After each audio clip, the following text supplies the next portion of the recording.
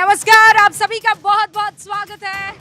मेरा नाम रूबिका लियाकत है और इस वक्त मैं मौजूद हूँ चांदनी चौक में। अस्सलाम वालेकुम। ये वो खूबसूरत दिल्ली का दिल है जो शाहजहां ने बसाया। ये जामा मस्जिद जो इस वक्त आप देख रहे हैं, ये चांदनी चौक का इलाका जिसे आप महसूस कर रहे हैं, ये चांदनी चौक जहाँ 6 लाख मुसलमान रहते हैं, 40% आबादी मुसलमानों की है। विधानसभा में अगर वोटों की प्रतिशत की बात करूं तो लगभग 16% मुस्लिम आबादी वोट करती है। लेकिन दिल में क्या है, मन में क्या है? मोदी मुल्क और मुसलमान में मुसलमानों की मोदी को लेकर, मुल्क को लेकर क्या बात है, जहन में वो क्या ख्यालात है, आज जानने के लिए हम आ गए हैं चांदनी चौक में। जामा मस्जिद में मौजूद है ये तमाम मेरे मुसलमान भाई और बहन जो अपने दिल की हर बात पहुंचाएंगे आप तक भी, सरकार तक भी और उन तमाम लोगों तक भी जिन्होंने अब तक तुष्टीकरण की राजनीति की है।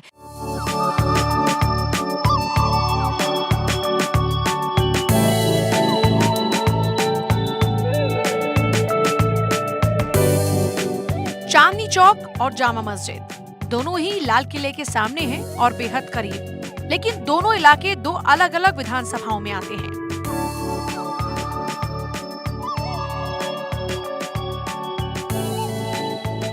चांदनी चौक आता है चांदनी चौक विधानसभा में, जबकि जामा मस्जिद का इलाका आता है मटिया महल विधानसभा में। चांदनी चौक में वोटर हैं करीब 1,14,000, जबकि मटिया महल में वोटर हैं करीब 1,26,000। चांदनी चौक में मुस्लिम आबादी है करीब 40%, जबकि मटिया महल में भी मुस्लिम आबादी है करीब 40%।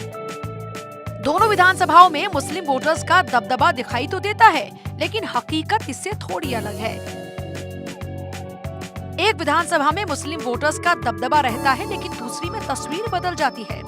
मटिया महल विधानसभा में 1993 से 2020 तक लगातार मुस्लिम उम्मीदवार ही जीते रहे, जबकि चांदनी चौक विधानसभा सीट पर 1993 से ही हिंदू उम्मीदवार जीते रहे हैं। मटिया महल में 1993 से 2013 तक लगातार शोएब इकबाल विधायक बनते रहे, जबकि चांदनी चौक सीट से 1998 से 2013 तक प्रहलाद सिंह साहनी जीते रहे। 2015 में मटिया महल से असीम अहमद खान जीते, जबकि चांदनी चौक से 2015 में अलका लांबा ने जीत हासिल की। हालांकि 2020 में मटिया महल से फिर शोएब इकबाल, जबकि चांदनी चौक से फिर प्रहलाद सिंह साहनी ने जीत दर्ज की। चांदनी चौक की पहचान मस्जिद की अजान, मंदिरों की घंटियों और कुर्बानी से होती है। एशिया के कुछ सबसे बड़े बाजार चांदनी चौक में हैं, जिनमें मसालों के लिए मशहूर खारी बार्ली भी है। विधानसभा में चांदनी चौक और जामा मस्जिद की तस्वीर अलग है, लेकिन लोकसभा में ये तस्वीर बदल जाती है। चांदनी चौक लोकसभा सीट पर करीब 14.5 लाख वोटर हैं, जिनमें से मुस्लिम वोटर्स की संख्या 2,45,000 है। वर्तमान में बीजेपी के डॉक्टर हर्षवर्धन यहाँ से सांसद हैं। ये तो थी चांदनी चौक और जामा मस्जिद की बात, और चलिए अब जानते हैं पीएम मोदी के बारे में क्या सोचते हैं जामा मस्जिद और आसपास के मुसलमान। आप सभी का एक बार फिर से बहुत बहुत स्वागत है। सबसे पहले अस्सलाम वालेकुम, कैसी हैं आप? सलाम, अच्छे हैं। कहाँ रहती हैं आप? हम खजूरी में रहते हैं। अच्छा, कितना दूर है यहाँ से? यहाँ से ज़्यादा दूर नहीं है, आधे घंटे का रास्ता है। मोदी, मुल्क और मुसलमान, 3 शब्दों से आपके जहन में क्या आता है? आपका नाम क्या है? मेरा नाम इशरत जहाँ। इशरत जहाँ, क्या जहन में आता है? जहन की तो ऐसी कोई बात नहीं है, भाई देखो अच्छा करे तो सब अच्छे ही हैं, वो कोई दुश्मन तो है नहीं हमारे। हाँ हाँ, है नहीं भाई, देखो देश चला रहे हैं वो। अब यूँ तो ये है कि लोग तो पता नहीं क्या क्या बातें करते ही हैं, तो लोगों का क्या है, कोई वो थोड़ी कहते हैं लोगों से कि ऐसा करो ये वैसा करो। कितनी बड़ी बात आपने कही है, वो थोड़ी खुद कहते हैं। कौसर जहाँ ये दिल्ली हज कमेटी के अध्यक्ष है, बीजेपी को ज्वाइन किया है। मेरे मन में तो ये सवाल है, जब आपने बीजेपी ज्वाइन किया तो आपको मुसलमानों ने ये नहीं कहा कि क्या कर रही हो, खुदकुशी तो नहीं है? जी बिल्कुल कहा, बहुत विरोध हुआ इसका। लेकिन यही तो समस्या है कि विकास के लिए जो व्यक्ति सोचता है या फिर जो व्यक्ति अच्छे काम के लिए सोचता है, तो वो तो भारतीय जनता पार्टी के साथ ही रहेगा। लेकिन ये क्यों आपके मन में आया कि आपको बीजेपी ज्वाइन कर लेनी चाहिए? मुसलमान तो बीजेपी को वोट नहीं करता है। ये देखिए, अलग अलग भ्रांतियाँ फैलाई जाती हैं, लेकिन और ये बहुत गलत इल्ज़ाम है जो भारतीय जनता पार्टी पर लगाया जाता है कि वो मुसलमान विरोधी हैं। आप तथ्य उठा के देखिए ना, मोदी जी ने और ख़ासकर इस सरकार ने मुसलमानों के लिए जो काम किए हैं, मुसलमान महिलाओं के लिए, हमारी जो मुसलमान बहनें हैं उनके लिए तो मैं कहूँगी स्वाति नक्षत्र का युग रहा है ये। इतने सारे काम हुए हैं महिला सशक्तिकरण की दिशा में। क्या महिलाओं को इस सरकार में कुछ मिला है? हम गए थे हज पे भेजा मोदी जी ने, उनका बहुत बहुत शुक्रिया। हजानी है ये, पहले तो हाथ रख दीजिए सर पे। अभी तो रखा आपके। हाँ, अच्छा मुझे याद आ रहा है। हाँ, तो आप इस बार हज पर गई थी आप? जी हाँ, कैसा रहा सफ़र? अच्छा रहा, सही रहा। शुरू में थोड़ा ख़राब था, फिर ठीक हो गया बाद में। हाँ, नई जगह थी, आपको परेशानियाँ हुई, उसके बाद समझ गए, इलाका अपना हो गया। हाँ, फिर इलाका जीजिया में अपना हो गया। अच्छा, इसी दरमियान आप हज पर गए? 23 में हाँ भी कराए, 1.5 महीना हो गया। 1.5 महीना हो गया। 1.5 महीना हो गया। लोग जो कहते हैं कि मुसलमानों के लिए दिक्कत है, ये जो बीजेपी है, जो मोदी हैं, ये मुसलमानों के लिए दिक्कत पैदा करते हैं। आप बुजुर्ग हैं घर की, आपको क्या लगता है? आप तो सब देखती होंगी, महसूस करती होंगी। मैडम मैं तो नौकरी भी करती हूँ दिल्ली पुलिस में। अरे गजब है, दिल्ली पुलिस में नौकरी करती हैं आप? मैं खाना बनाने की नौकरी करती हूँ। अच्छा, माशाल्लाह। हाँ, मैं तो मोदी जी को बुरा नहीं कह रही। नहीं? नहीं, क्यों, ऐसा क्यों? नहीं मैं तो कह नहीं रही, मैं तो मोदी जी सरकार ही हमें पैसा देती है, तनख्वाह देती है, सैलरी। हमेशा जो है हमेशा वो देते हैं हमें तनख्वाह। दिल्ली पुलिस में नौकरी करते हैं। आपको कभी ऐसा लगा कि कुछ गड़बड़ी हो रही है? मैडम ऐसा तो दुनिया कहती है, ऐसा क्या गड़बड़ी होती रहती है, ऐसा तो दुनिया कहती है, मगर हम तो नहीं कह रहे। मोदी जी का बहुत बहुत शुक्रिया, उन्होंने हमें अच्छे भेजा, हमें बहुत सही करा हमारे लिए। अच्छा, आप हज पर गई थी तो सारी हज्जाने बैठी हो रही। अच्छा, सारी हजानियाँ हैं यहाँ पर? माशाल्लाह, जो रूममेट थी सब बहुत अच्छी थी। सब ने मिल करके जो भी था उसको अच्छे से कर लिया। तो ये तो मोदी सरकार में मुमकिन हो पाया है ना कि गैर महरम के साथ भी आप। इस चीज़ के लिए मैं मोदी जी का शुक्रिया अदा करना चाहूँगी कि उन्होंने हमको कम से कम इतना वो दिया कि कोई उम्र की भी वो नहीं थी पाबंदी, और कोई ये भी नहीं थी कि कोई महरम होना चाहिए, लेकिन अल्हम्दुलिल्लाह अल्लाह ताला ने करा दिया और उसका बहुत बहुत शुक्र है। आपको कोई शिकायत मोदी जी से? नहीं, मुझे तो कोई शिकायत नहीं है। कोई मतलब किसी तरह की कोई बात अभी अगर वो देख रहे हों भारत 24, आप उनसे कुछ एक मुसलमान महिला होने के नाते कोई बात, कोई सजेशन उनको देना चाहिए? जी जी जी जी जी क्या सजेशन देना चाहेंगे? बस यही कि जो आप कर रहे हैं अच्छा ही कर रहे हैं, और अच्छा करिए लेडीज़ के लिए। क्या आपको लगता है कि लेडीज़ के लिए अच्छा काम हुआ है मोदी सरकार में? जी, मैं आपका नाम? शबाना रहमान। अच्छा। और मैं ये बिल्कुल कहूँगी कि मोदी सरकार के वक्त में मुस्लिम महिलाओं पर ख़ास तौर से फोकस किया गया है और बहुत सारे फेवरेबल काम किए गए हैं। जैसे कि आप मान लीजिए कि आप खुद पहले का रिकॉर्ड उठा के देखिए कि मुस्लिम लड़कियां पढ़ाई लिखाई इनकी तरफ ज़्यादा बढ़ी नहीं थी, मगर आज जो है ड्रॉप आउट भी आप देखिए नेट पे ढूंढ के, तो वहाँ पे ड्रॉप आउट बहुत कम हुआ है। आप देखिए कि 3 तलाक ये जो एक बहुत खौफनाक चीज़ थी एक मुस्लिम लड़की के लिए, जी, तलाक़े बिद्दत, कितना तकलीफ़ का वक्त वो काटती थी, एक खौफ में रहती थी। इससे निजात दिलाने में आप ये बताइए कि कौन सी सरकार आगे आई है? मैं तो बिल्कुल हमारे प्रधानमंत्री नरेंद्र मोदी जी का दिल से शुक्रियागुजार करती हूँ। और ये महरम वाली बात जो आपको इन्होंने बिना महरम के जो हज पे जा रही है, आपको क्या लगता है ये कोई छोटी बात है? कितनी औरत को हिम्मत मिलती है कि वो जा सकती है, हैं? अगर उसका कोई नहीं है साथ में जाने का, तो ये क्या एक हमारी मुस्लिम लड़कियों को, हमारी औरतों को, हमारी महिलाओं को एक अंदर से ताकत नहीं मिल रही है? आपको ये पहले किया जा सकता था लेकिन नहीं किया गया? नहीं, तो आप यही तो बात कह रही हूँ कि पहले कहाँ किया गया है। हर वक्त तो अर्चन की जाती थी, जो कुछ अपने मौलवी मौलाना जो बैठे हुए अपने फ़ायदे के हिसाब से जो बातें रखते थे उन पर ध्यान दिया जाता था, लेकिन हम जो अंदर घुटे मरे पड़े बैठे हुए हैं उस पर कहाँ ध्यान दिया जाता था। ये यूसीसी का मैटर आपको लगता है ये छोटा है? अगर ये बातों पर डिस्कशन भी हो रहा है तो ये सिर्फ हमारे मोदी सरकार पे ही आने के बाद ही हो रहा है। कहाँ हिम्मत थी इन सब बातों पर कोई बैठ कर के बात करे? मुँह छुपा करके औरतें ऐसे घर में छुपी बैठी रहती थी कि अगर उन्होंने ये बात कर दी तो तलाक ना हो जाए। जी, हमारे बच्चे जो वहाँ पर रह रहे थे उनकी कितनी वो देख देख के, ख़ास तौर से मैं लड़कियों की बात कर रही हूँ, क्या उनको मैसेज मिलता था? क्या वो दिखाने के लिए पढ़ने के लिए जा रही हैं? लेकिन जब अंदर से हमारे अंदर ताकत नहीं है उस समाज को, उस तकलीफ़ को झेलने के लिए, तो वो ताकत हमारे को किसने दी?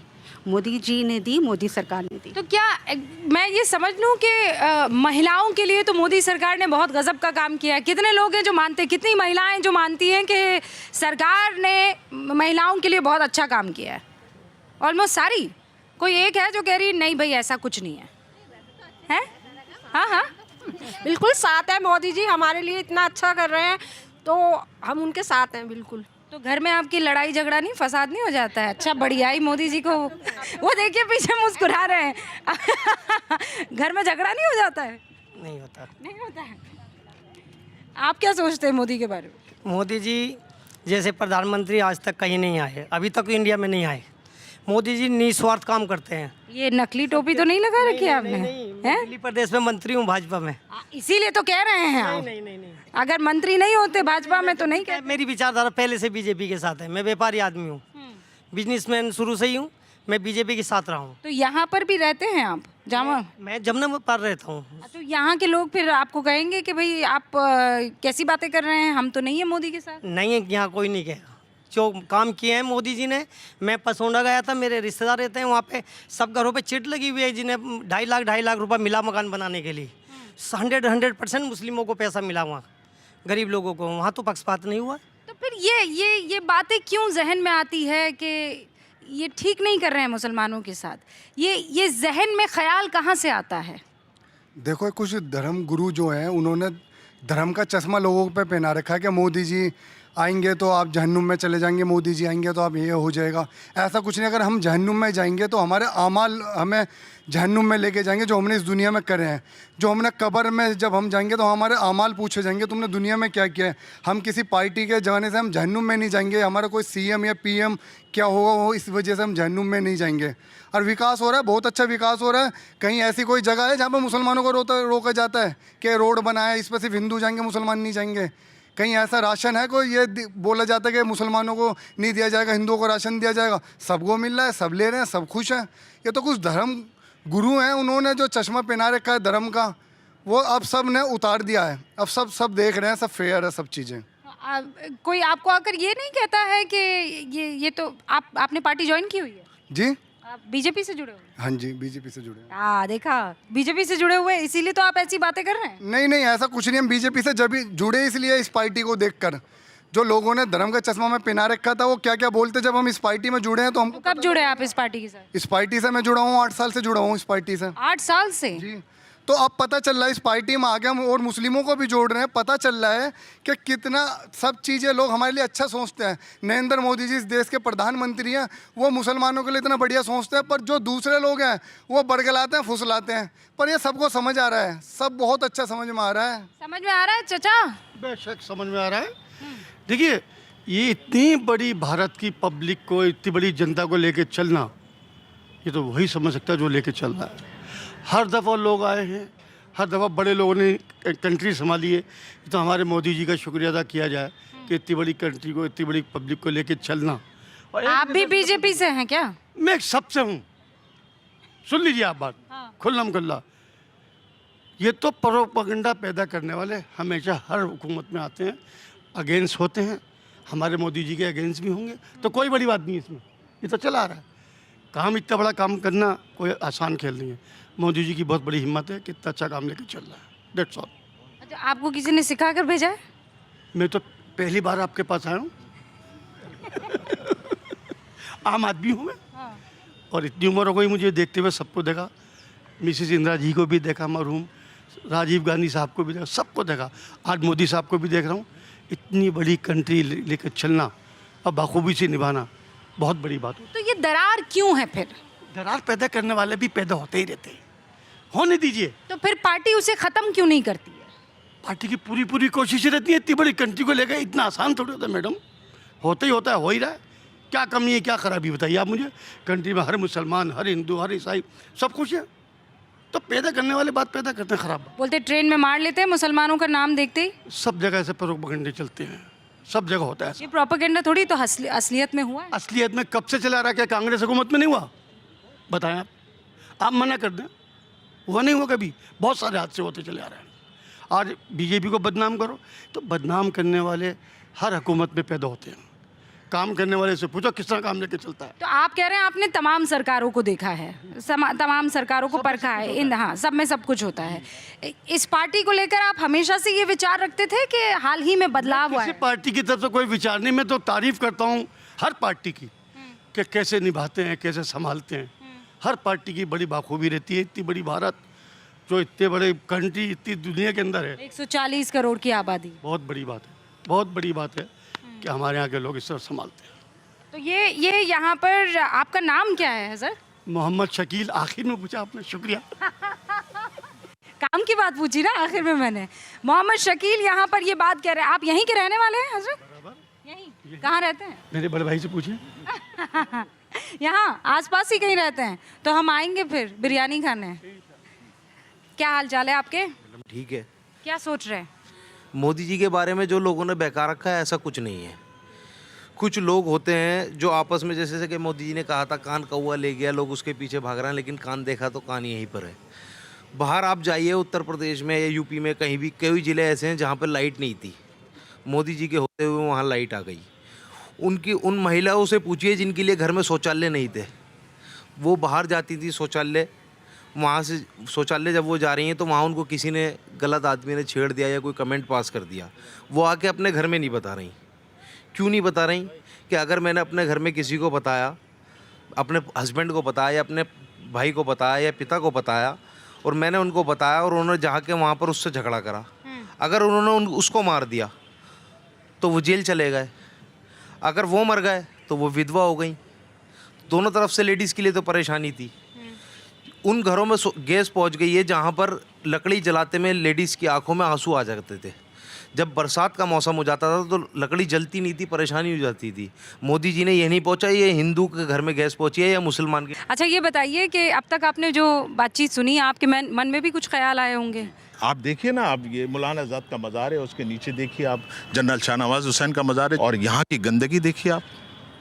इस गंदगी से हमें तकलीफ़ जब होती है जब टूरिस्ट इस गंदगी को कैमरे में कैद करके विदेश ले जाता होगा, क्या हमारी छवि होती होगी। स्वच्छ भारत अभियान का नारा मोदी जी ने दिया, कहीं ना कहीं दम तोड़ता नज़र आ रहा है। किसकी वजह से? सांसद की वजह से। वो आते नहीं हैं यहाँ पर। मोदी जी से हमारी अपील है कि अपने, तो सांसद आते क्यों नहीं है यहाँ पर? तो ये तो उनसे सवाल कीजिएगा ना आप, कि आप अपने क्षेत्र में क्यों नहीं गए, आपने अपने क्षेत्र का देख रेख क्यों नहीं किया। और हिस्टोरिकल मोनूमेंट जो दो लाल किले, एक बेंच नहीं है किसी टूरिस्ट के बैठने के लिए। अब ये शिखर सम्मेलन जो हो रहा है, जो टूरिस्ट आएगा तो कहाँ बैठेगा? कोई दो पानी का प्याऊ नहीं है कोई। ठीक है, ये सारी बातें आपकी पहुंचेंगी। जो आम ज़रूरत की चीज़ें हैं उसको सांसदों को देना चाहिए किसी तरह। आपको लगता है ये इसलिए हो रहा है क्योंकि ये इलाका मुसलमानों का है?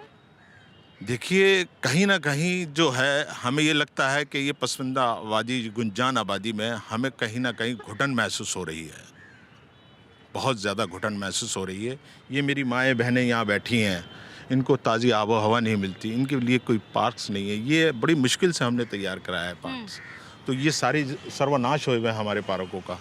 तो ये खाली सांसद के लाड से आएगा कि यहाँ एमसीडी को भी काम करना है, यहाँ पे लोकल सरकार को भी, लोकल का भी मैंने जो फॉल्ट है वो बताया कि उसमें ग्रीन बेल्ट के अंदर, वहाँ कोर्ट का आदेश है कि ग्रीन बेल्ट के अंदर कोई अतिक्रमण नहीं हो सकता, फिर भी उन्होंने रैन बसेरे यहाँ बसा दिए, और एक नहीं 5 हैं जिसमें मुस्तहिक लोग नहीं है, और परमानेंट लगा दिए, जबकि 3 महीने के लिए लगते हैं जाड़े में। चलिए, हम इनसे नहीं कहते, हम कहते हैं इसे शिफ्ट कर दीजिए कहीं पे और हमारे इस एरिया को और खूबसूरत बनाइए। ठीक है, इस एरिया को खूबसूरत बनाने के लिए तो आपकी इस जद्दोजहद के साथ हम खड़े हुए हैं। लेकिन अगर मैं ओवरऑल मुसलमानों और मोदी के कनेक्शन और रिश्ते के बारे में बात करूं, तो वो रिश्ता आपको कैसा लगता है? वो रिश्ता अभी कमज़ोर है। कमज़ोर है? कितनों को लगता है कि रिश्ता कमज़ोर है? दिल पर हाथ रखकर बताइएगा और ईमानदारी से, आपको कमज़ोर लगता है? जी बिल्कुल बिल्कुल। और क्यों कमज़ोर लगता है? बहुत सारी चीज़ें हैं, क्या क्या बताई जाएं आपको। मोदी जी, अगर ये लगता है हमें कि जो मुस्लिम महिलाएं हैं उनके लिए थोड़ा कम कंसल्ट हैं, बाकी हिंदू औरतों के लिए, लेडीज़ के लिए ज़्यादा कंसल्ट हैं। हमको मेरा अपना आइडिया है, बाकी उनके दिल में क्या है। ट्रिपल तलाक तो उन्होंने बंद करवाया है। उज्ज्वला योजना की तो उसमें हिंदू और मुसलमान नहीं देखा गया है।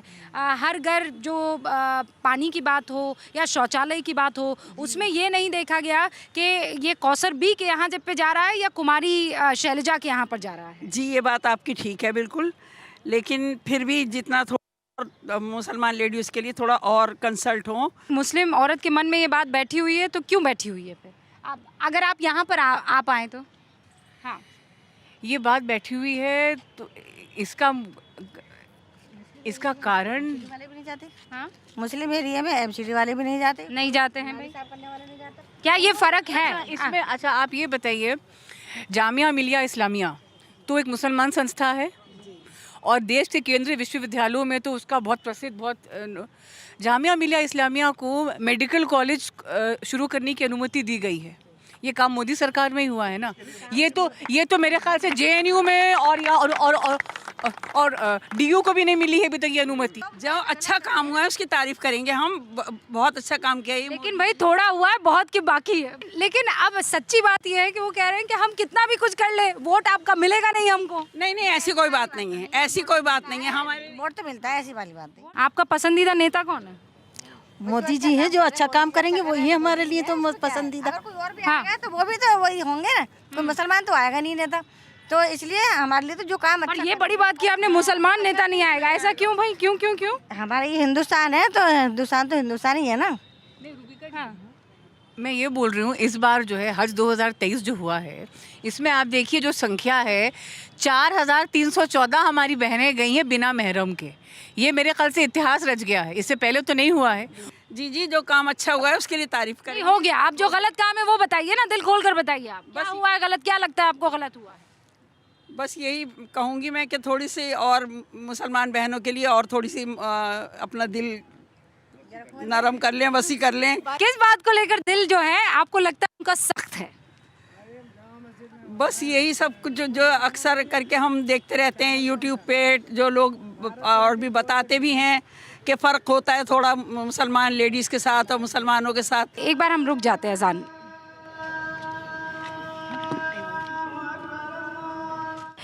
मैम, आप ये कह रही हैं कि कुछ तो है जो ठीक नहीं लग रहा है, लेकिन वो महिला जिसके साथ मोदी ने ठीक किया है उसे भी अगर ये एहसास हो रहा है कि कुछ ठीक नहीं हो रहा है तो फिर तो गड़बड़ है ना। वो ये कहेंगे हमने आपको सब कुछ दिया, हमने आपको गैर महरम के तहत जो है हज करने का मौका दिया, उसके बाद भी आप कह रही हैं कि कुछ नहीं हुआ है। वो क्या कुछ है जो नहीं हुआ है?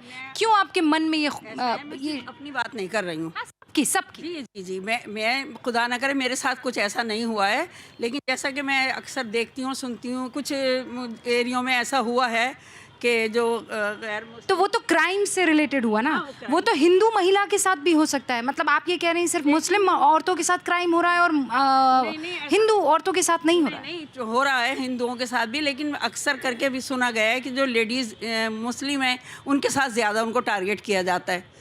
ये किसने कहा आपको? अक्सर खबरें आती रहती हैं, सुनते भी रहते हैं, देखते भी हैं। ये जो शंकाएं हैं, ये शंका क्यों इनमें चल रही है? जिस तरीके की भ्रांतियाँ ये फैलाई जाती हैं, सेकुलर पार्टी जो अपने आप को कहते हैं, इनमें जो लीडर हैं, मुस्लिम लीडर हैं, इनको अब ये डर सताने लगा है कि मुसलमान बड़ी तेज़ी के साथ मोदी जी के तरफ बढ़ रहा है। मुसलमान जो है तेज़ी से मोदी को पसंद करने लगा है? कितने लोग ऐसा मानते हैं? हाँ, ये सही बात है, आपको लगता है? हाँ। मोदी जी ने काम किया है मुसलमानों के लिए, पासमानदा मुस्लिम समाज से जितना वोट अब के हमें मिला है मुस्लिम समाज का, तो इसका मतलब जुड़ रहे हैं ना। मैं ये कहना चाहता हूँ कि यहाँ हमें पढ़ाई की कमी है, एजुकेशन की कमी है। आज 50% ये समझ लिए मुसलमान कहीं सुनी बात में आ जाता है। ये क्या है ना, अब ये कहते हैं कौआ कान ले गया, कान ले गया, कान भी तो देखिए ना। आपकी क्या राय है? मैडम, जो आपने ये पोस्टर लगा रखा है मोदी मुल्क और मुसलमान, इसका मतलब मैं ये समझता हूँ कि हिंदुस्तान बगैर इन तीनों के हिंदुस्तान मुकम्मल नहीं है। 47 के अंदर जो हमारा एक मुल्क दूसरे मुल्क में बढ़ गया, जिसको पाकिस्तान कहते हैं, तो हिंदुस्तानी मुसलमानों ने उस दौरान भी इस्लामी सेटअप नहीं अपनाया। वो आज भी अपने मुल्क से प्यार करते हैं और आगे भी करते रहेंगे। मोदी जी तमाम हिंदुस्तानियों के लिए काम करते हैं, इसमें हिंदू, मुस्लिम, सिख, ईसाई सारे एक साथ हैं। नहीं, पर शो तो करना पड़ गया ना, मोदी मुल्क और मुसलमान, इसलिए क्योंकि मुसलमान और मोदी के रिश्तों को हमेशा ये कहा जाता है कि दुरुस्त नहीं है। मैडम देखिए, मोदी और मुसलमानों के बीच में एक भ्रम है, भ्रम, पर्दा। तो वो पर्दा कौन हटाएगा? पर्दा हटाने की ज़रूरत है हम सबको मिलके। उसमें आपका भी रोल है, हमारा भी रोल है। मोदी जी अकेले 130 करोड़ या 120 करोड़ के प्रधानमंत्री नहीं है। मोदी जी प्रधानमंत्री है 140 करोड़ लोगों के लिए, और उन्होंने महिलाओं के लिए, पासमानदा लोगों के लिए, हिंदुस्तान में रहने वाले हर इंसान के लिए काम किया है। और हमको लगता है कि हमको उनके इस काम को अपने दिल से, अपने दिमाग से अपनाना चाहिए। वो कुछ भी बेहतर जो करने की कोशिश करते हैं, सुनिए ना सर, तो ये कहा जैसे CNRC आया, सारा मुसलमान घर के बाहर आ गया, ट्रिपल तलाक आया, सारा मुसलमान घर के बाहर आ गया, अब UCC की बात आ रही है, सारा मुसलमान घर के बाहर आ रहा है। बात सुनिए, UCC जो आ रहा है वो आ रहा है 140 करोड़ हिंदुस्तानियों के लिए। वो सिर्फ मुसलमानों के लिए नहीं आ रहा, वो सिख समाज के लिए नहीं आ रहा, वो ईसाई समाज के लिए नहीं आ रहा। अभी तो सिर्फ इस तरह की बात है। और मैं आपके थ्रू मोदी जी से और सरकार से ये कहना चाहूँगा कि जो भी धर्म गुरु हैं हमारे, उनसे बात कीजिए, उनसे एक ड्राफ्ट बनाइए। सुन्नी कहता है पासमानदा से क्यों मिले, पासमानदा कहता है कि आप अहमदिया से क्यों मिले, अहमदिया कहता है कि आप खान से क्यों मिले, पठान से क्यों मिले, आप अशराफों से क्यों मिले। मुसलमानों की सबसे बड़ी बदकिस्मती यह है कि मुसलमानों का कोई अच्छा नेता है ही नहीं। ये बात आप मानते हैं कि मुसलमानों का नेता ही नहीं है कोई? हाँ?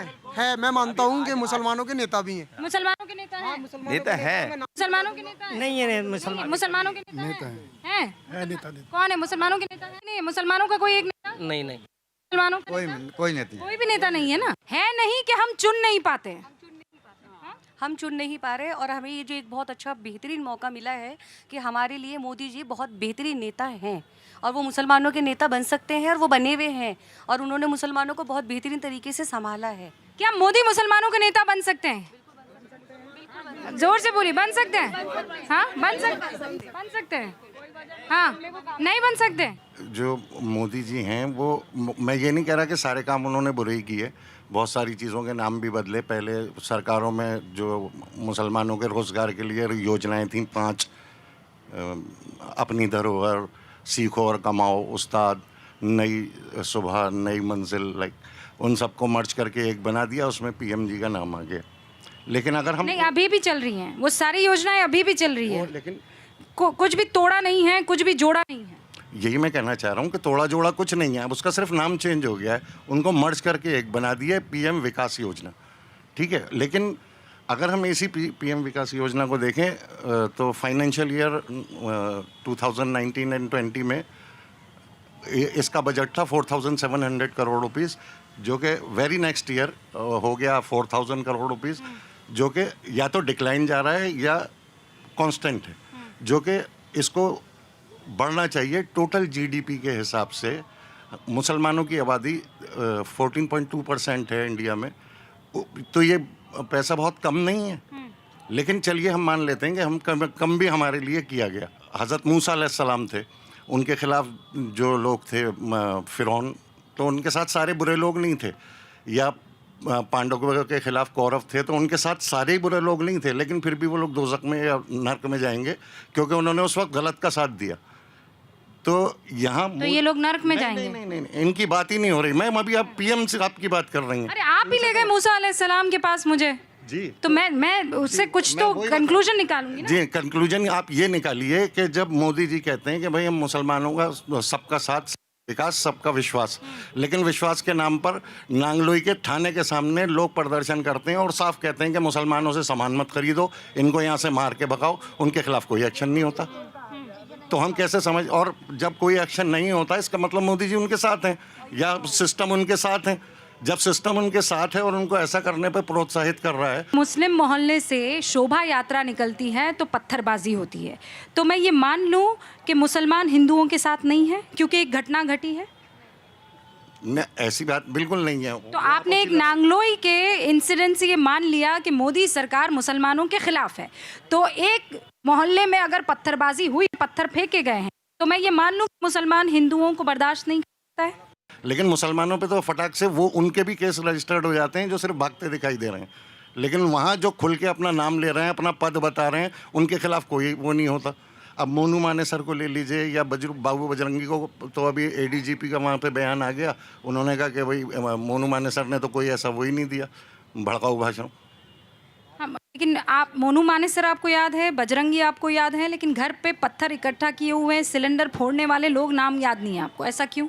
हमें पहलू खान तो याद रहता है, हमें अखलाक याद रहता है, हमें जुनैद और नासिर याद रहते हैं, लेकिन हमें कन्हैया याद नहीं रहता है जिसका गला रेत दिया जाता है। हमें वो अंकिता सक्सेना याद नहीं रहती है जिसको मार दिया जाता है। हमें वो हिंदू लिंच किए गए साधु याद नहीं रहते हैं। जुनैद नासिर अखलाक। देखिए, उनके मारे गए तो कोई मुसलमान उनके साथ खड़ा हुआ? आप मुसलमानों के साथ खड़े हो रहे हैं। नहीं। वो पत्थरबाजों के साथ खड़े हो रहे हैं सिर्फ दो का नाम लेकर।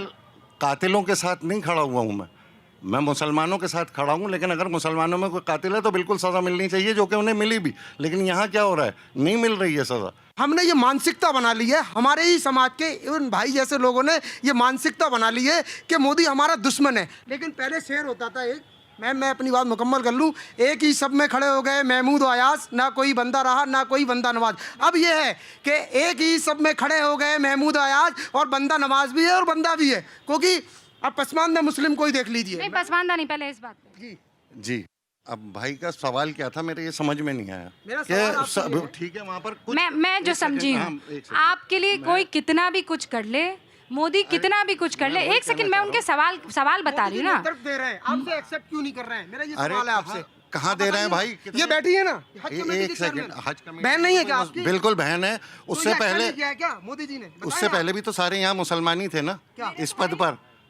एक सेकंड, उसके अलावा let me complete first, then अब यहाँ पर ये बात आती है कि वहाँ पर जहाँ बराबर का सम्मान देना चाहिए था, कितने मुसलमानों को वहाँ से हमारे एमएलए का वोट नहीं दिया ना, उसके बावजूद भी चेयरमैन बनाया। ये बड़ी बात है, एक्सेप्ट करिए ना कि मुस्लिम समाज ने मोदी को वोट नहीं दिया। अपनी बात कंप्लीट कर रहे हैं, दूसरे की नहीं करने दे रहे। Please let me complete first. पहले एक बार इनको बोल, मैं बोल लूँ।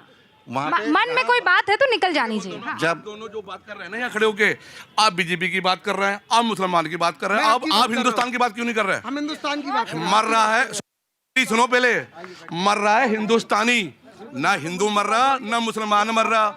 आप बीजेपी की कह जा रहे हो, आप मुसलमान कह जा रहे हो। बात करो हिंदुस्तानी की, कि हिंदुस्तानी को कहाँ तकलीफ है, हिंदुस्तानी कहाँ मर रहा है। सुनो मेरी, हिंदू का मरता है जब तकलीफ होती है, मुसलमान का मरता है जब तकलीफ होती है। उन लोगों से पूछो जिनके मरते हैं। हम क्या कर रहे हैं यहाँ पे, राजनीति ना सुनाओ ये बातें कि मोदी ने ये करा। सुनो मेरे, सुनो ना 140 करोड़ मुसलमान पूरे हिंदुस्तान के लीडर हैं वो। आपने अभी जो बात की थी, इस बात पे भाईजान बुरा मान गए थे, जो भी था वो तो सबके लीडर हैं और सबके नेता हैं, और सबके हक में काम भी करना चाहिए, और हो भी रहे, आगे होंगे भी। तो फिर क्यों गड़बड़ी है भाई? मैं तो समझ ही नहीं पा रही हूँ। आप या तो लोगों की सोच है, ऐसा तो नहीं है कि मैं माइक लेकर आई हूँ इसीलिए आप ये सब ऐसा बोल रहे हैं। बात निकलती है, लोगों की सोच है। पीएम है, पीएम किसी के लिए बुरा नहीं चाहेंगे, चाहे वो हिंदू हो या मुसलमान हो। हमारे लिए तो बहुत बड़े। मुसलमान मोदी को वोट क्यों नहीं देता है? नहीं देते, क्यों नहीं देते? हर बार बढ़ता जा रहा है। आप पहले से देखेंगे और आज उठा के देखेंगे तो काफ़ी फर्क आया है। यहाँ नहीं आया, मैं सोच आपको दिल्ली में आया, उत्तर प्रदेश चले जाओ, उत्तराखंड चले जाओ, कहीं भी हिंदुस्तान के किसी भी कोने पे चले जाओ, मोदी को लोग पसंद कर। मुल्क के लिए, मुल्क की सलामती के लिए मुसलमान इस बात तो कह रहा है कि मोदी जैसा प्राइम मिनिस्टर हिंदुस्तान को चाहिए था, वो मिल गया। हिंदुस्तान का मुसलमान कुछ भी हो सकता है, देश का गद्दार नहीं हो सकता। हमारे साथ एक डबल स्टैंडर्ड है, हमें ऐसा लगता है, और जो कि क्लियर तौर पे लगता ही है। क्या डबल स्टैंडर्ड है? क्या मोदी सरकार डबल स्टैंडर्ड या दोहरा रवैया करती है देश के मुसलमानों के साथ? हाँ, ना कहने वाले जोर से बोलो, हाँ कहने वाले भी नहीं, हाँ कहने वाले कह दीजिए। मैं, अरे कोई बात नहीं, कीजिए, नहीं कहिए। आपको लगता है डबल स्टैंडर्ड होता है? बिल्कुल होता है। यहाँ दो लोग हैं जो कह रहे हैं कि डबल स्टैंडर्ड यहाँ अख्तियार किया जाता है, लेकिन यूसीसी को लेकर, CA/NRC को लेकर, ट्रिपल तलाक को लेकर मुसलमान मर्दों की अलग राय है, औरतों की अलग राय, ऐसा है? जी बिल्कुल ऐसा है। औरतें जो हैं, देखिए मोदी सरकार ने महिला सशक्तिकरण का पे इतना काम किया है। मुस्लिम जो लेडीज़ हैं उनको इतनी फ्रीडम मिली है आज के टाइम में, जैसे कि अभी कितनी औरतें बिना महरम के हज पे गई हैं। तो यही है कि औरतें जो हैं बहुत अच्छा फील कर रही हैं मोदी जी के।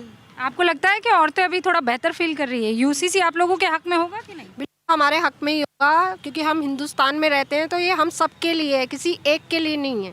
तो फिर ये हवा क्यों बना हुआ है कि ख़त्म कर देंगे ये लोग तो अब मुसलमानों को? ऐसा कुछ नहीं है, उनकी नॉलेज कम है, उनको पढ़ाई कम है, जिसकी वजह से वो समझ नहीं पा रहे कि क्या है यूसीसी।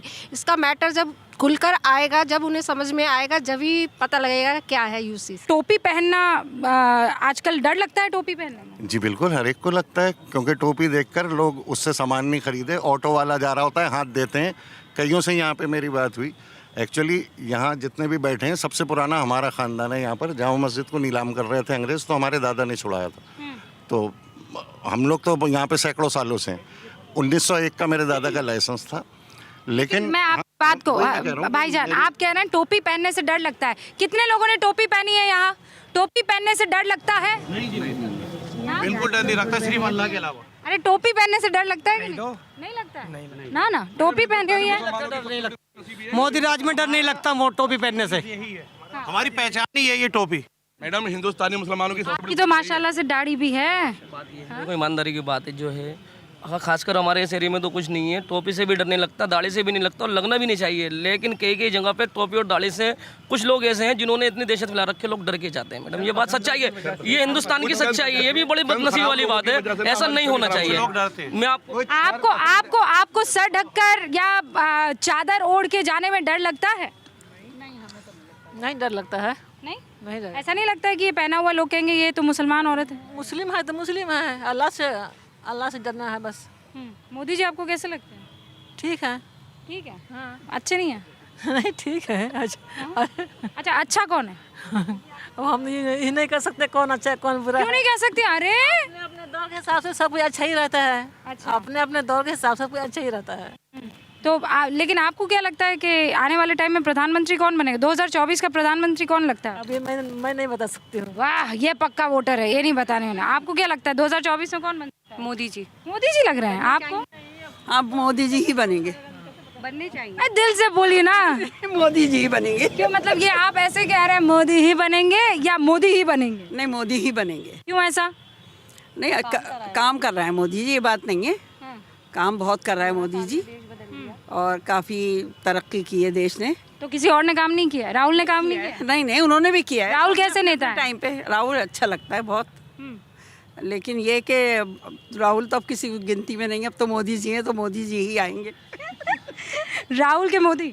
मोदी जी आएंगे। राहुल के मोदी भाई आएंगे मोदी जी, क्यों नहीं आएंगे? उन्होंने इतना अच्छा काम किया। अगर मोदी जी मेरी आवाज़ सुनेंगे तो भाई जो जुल्म करते हैं ना, उनके लिए सजा होनी चाहिए। क्योंकि पटक के जेल में डाला जाए, पटक के जेल में डाला जाए। वोटर्स के नाते क्या नजर आ रहा है? एक वोटर के नाते आपको क्या लगता है कि किस पर ज्यादा भरोसा जनता जताएगी? जनता तो मोदी जी पे ही जताएगी। मतलब ये मजबूरी में है कि मजबूती में? मजबूरी में क्या, जब मोदी दिख रहे हैं हमें चारों तरफ, मोदी दिख रहे हैं, तो हमें तो मजबूती है। तो ये थोपे जा रहे हैं? नहीं, थोपे की बात है ये तो। थोपे क्यों जा रहे हैं भाई? ये देखिए, ये तो अच्छी बात है। देखो, खुश होना चाहिए ना। अगर आप अच्छा काम करेंगे, देखो आज आपसे हमारी मुलाकात हुई, हम खुश हुए। तो मोदी अल्लाह का शुक्र है भाई, खुश हुए नहीं भाई, बताओ।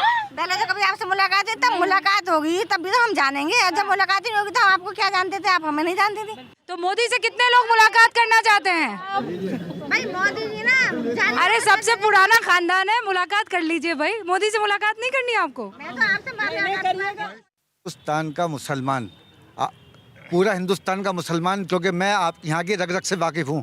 जिस दिन मुसलमान को ये एहसास हो गया उसके जान और माल की इज्जत और आबरू की हिफाजत का पूरा बंदोबस्त हो गया, उस दिन टोटल मुसलमान जो है भारतीय जनता पार्टी को वोट देगा। मैं आपसे गारंटी से कहता हूँ, ये वक्त है उसकी यकीन मोदी जी और वो सरकार ये करा दे कि हिंदुस्तान का मुसलमान की जान और माल और तहफ़्फ़ुज़ की गारंटी लेते हैं। हिंदुस्तान का टोटल मुसलमान भारतीय जनता पार्टी को वोट देगा, ये मेरी गारंटी है। और अब भी इन हालात में आज मोदी जी के नाम पर हम यहाँ पर झंडा लेके चलते हैं, तो मोदी जी के नाम पर हमको वोट मिलता है।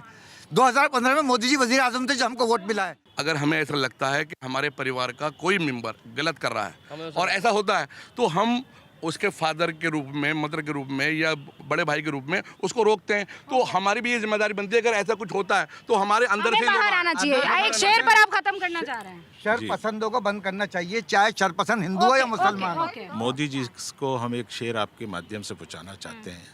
चूमेगा माथा आसमां तुम्हारा, देगी ये धरती दुआएं तुम्हें। चूमेगा माथा आसमां तुम्हारा, देगी ये धरती दुआएं तुम्हें। हर दिल में मोहब्बत की एक आग लगा दो। हर दिल में मोहब्बत की एक आग लगा दो। वाह माशाल्लाह। इसी के साथ आप सभी से इजाजत चाहती हूँ। जोरदार तालियां यहाँ पर। मोदी मुल्क और मुसलमान, ये एपिसोड जामा मस्जिद से, चांदनी चौक से, जहां पर दिल खोलकर मुसलमानों ने अपनी बात रखी है। मिलेंगे अगले एपिसोड में किसी नई मोहल्ले में और मुसलमानों के मन में झांकने की होगी कोशिश। देखते रहिए भारत 24।